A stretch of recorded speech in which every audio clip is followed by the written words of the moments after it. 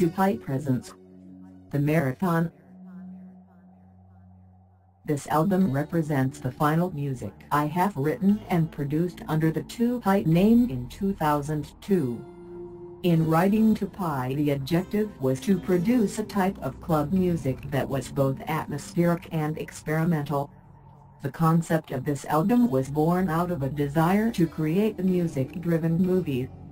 Just as a movie may be a musical, the idea behind this is to design a movie from music.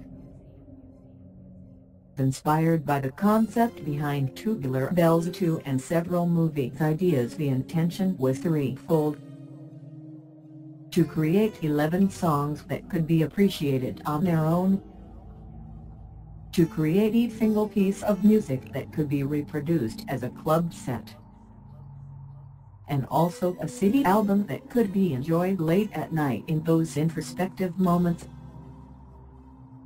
Originally produced with a CD booklet first outlining the story, followed by several time-coded flashcard panels describing the scenes within the music, it became too expensive to print the CD booklet beyond the test copy in 2002.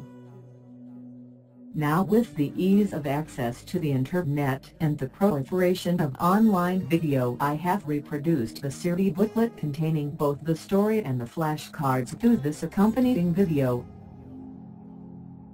For full benefit, I would recommend reading the story in the preface, following the visual flashcards, and listening to this late at night with headphones.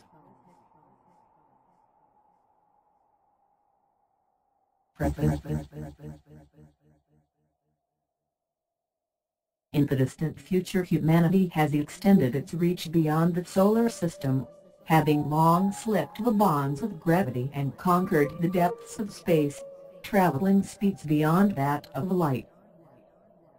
Humanity has become immune to former thrills. Darkness holds no danger. Speed holds no surprise. There is nothing left to challenge man's assured supremacy.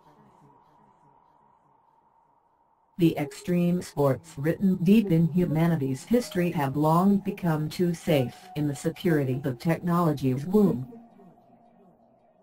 The adventure and challenge of former lives had become so commonplace to every human there lies nothing left to explore.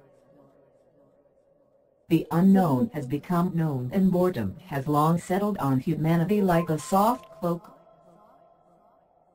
Life had become mundane.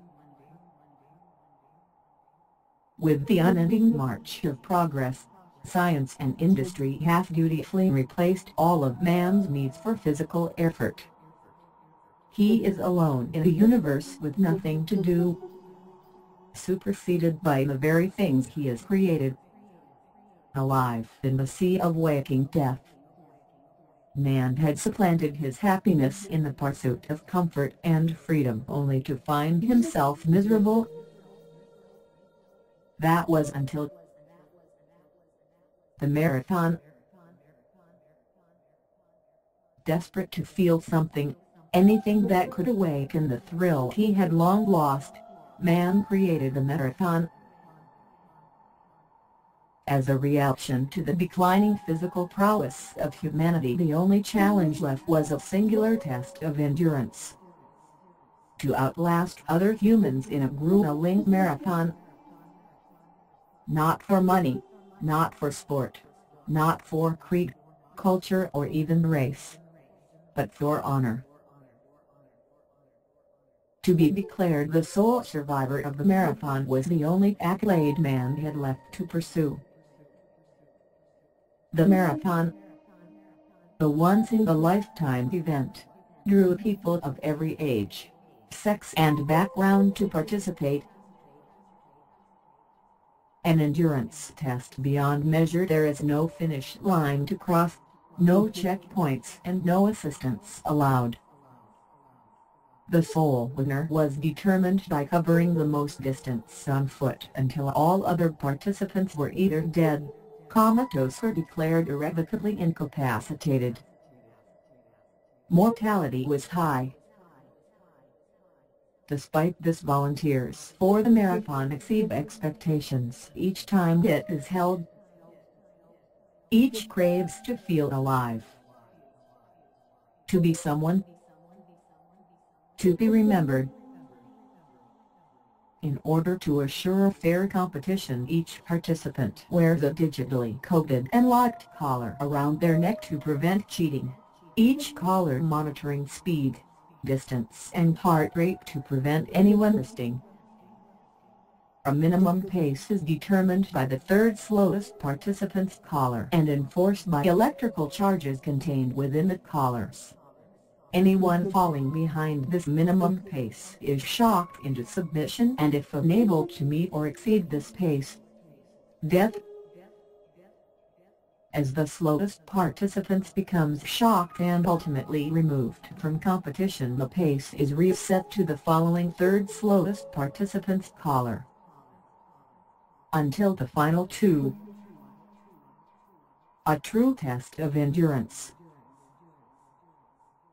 Set on a small, desolate, inhospitable desert moon in the far reaches of space, the marathon has attracted thousands to begin in earnest. The desperate, jostling mass of humanity eagerly awaiting the start, lined up like a gate ready to explode outwards to circumnavigate the equator. 22 years old, knows this is his last chance to be remembered, to have his name lifted above the great conscience of humanity and to ascend into the high esteem of history. For the first time in his life he feels the tug of butterflies in his stomach. They leap into flight at the sound of the starting siren.